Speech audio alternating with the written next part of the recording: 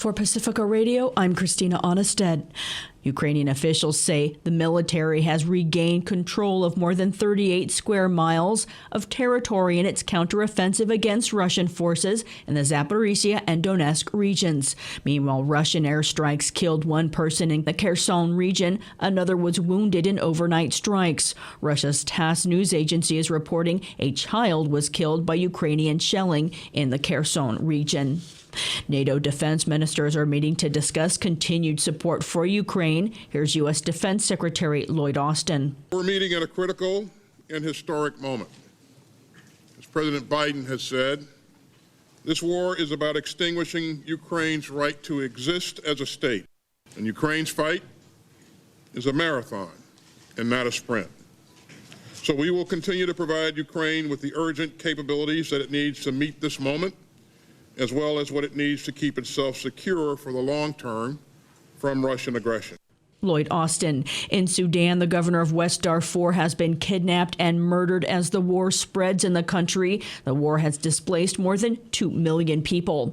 In the U.S., some Democratic lawmakers are vowing to take action on Supreme Court ethics standards, saying the highest court in the land should not have the lowest standards. They're backing a bill to require a code of ethics on conflicts of interest and held a hearing on the issue Wednesday. Christopher Martinez reports. If the Supreme Court isn't going to do anything to restore the public's trust, then it's up to us in Congress.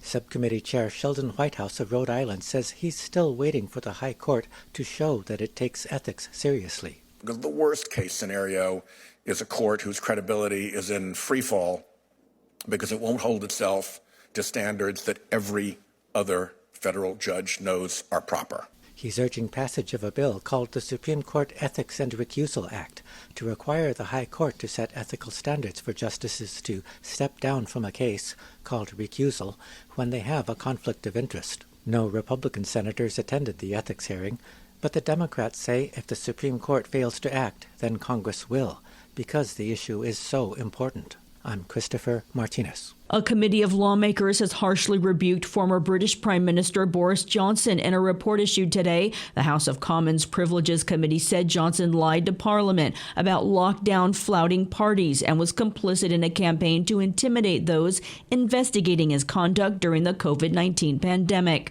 recommending a 90-day suspension from Parliament. FSN's John Beaver has more. Former UK Prime Minister Boris Johnson has been found guilty of repeated contempts of Parliament for deliberately misleading the House of Commons.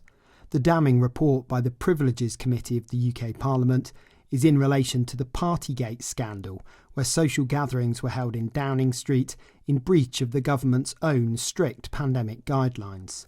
The recommendation to suspend Mr Johnson from Parliament for 90 days can't be enforced as he stepped down as an MP last week, having been given an early copy of the report.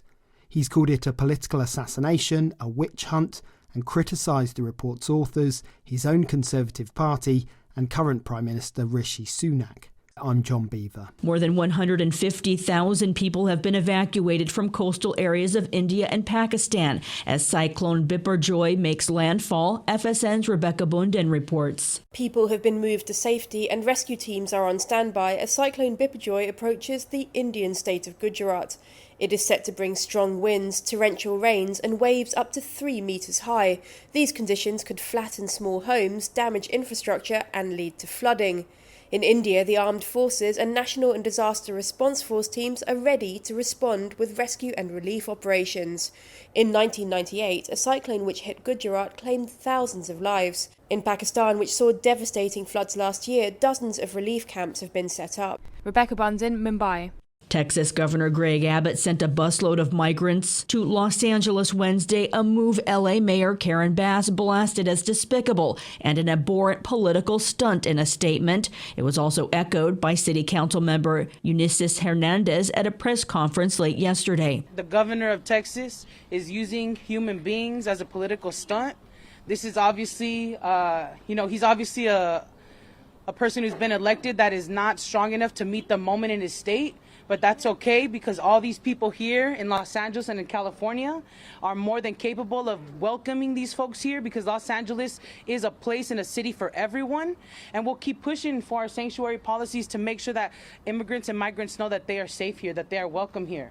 1.3 million immigrants make up the city of Los Angeles. They are the nervous system, the heart of this city, and we have their back. 42 people, including children, were dropped off at a Union Station around 4 p.m. Wednesday and were being cared for at a church in her district. Immigrant rights workers say many were from Latin American countries, including Honduras and Venezuela. Texas Governor Greg Abbott said the migrants were sent to L.A. because California had declared itself a sanctuary for immigrants. I'm Christina Onnested, reporting for Pacifica Radio.